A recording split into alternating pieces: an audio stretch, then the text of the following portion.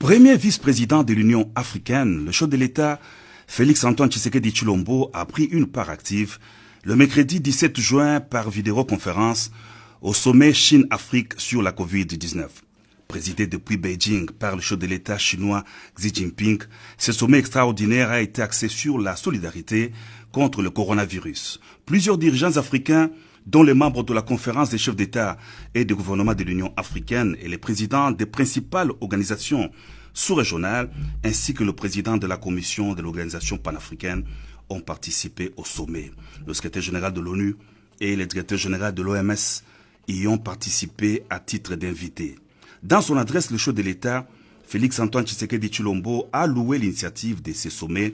Il a affirmé que cette pandémie constitue une réelle menace à la paix, à la stabilité, à la sécurité et à la santé des populations. Elle soumet à des rudes épreuves les économies et les systèmes de protection sociale.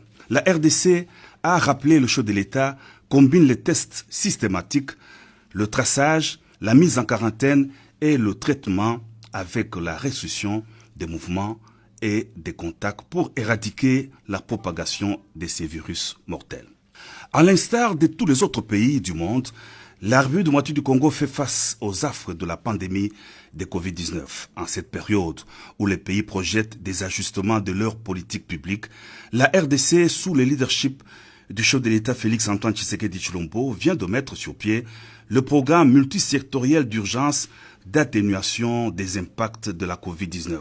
Ce programme, lancé officiellement le 18 juin 2020 par le président de la République, devra permettre notamment de renforcer, de coordonner et de concrétiser les mesures sanitaires et sécuritaires, idoines et urgentes prises par le chef de l'État, de limiter la détérioration du bien-être social et de servir de balise à la relance de l'économie nationale.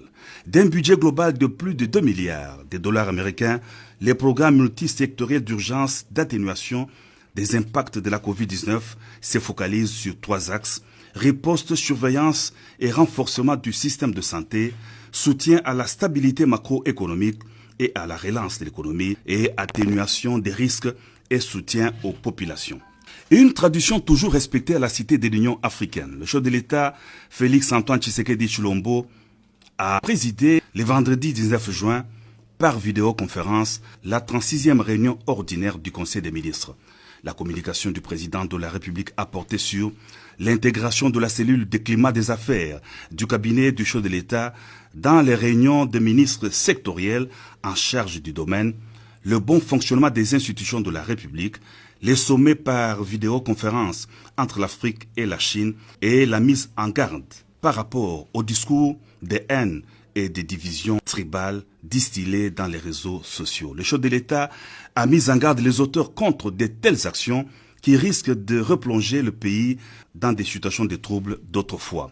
Les vice-premiers ministres, ministres respectivement de l'Intérieur et de la Justice, ont été chargés, chacun en ce qui les concerne, de prendre toutes les dispositions nécessaires pour arrêter cette situation. Carnet nécrologique compatissant au malheur qui a frappé la grande famille des Lumumbistes suite au décès de Luigi Gizenga, secrétaire général AI du parti Lumumbiste unifié et fils biologique du patriarche Antoine Gizenga, le président de la République Félix-Antoine Tshisekedi Tshilombo s'est rendu personnellement à la morgue de la clinique Ngaliema pour rendre les derniers hommages aux défunts.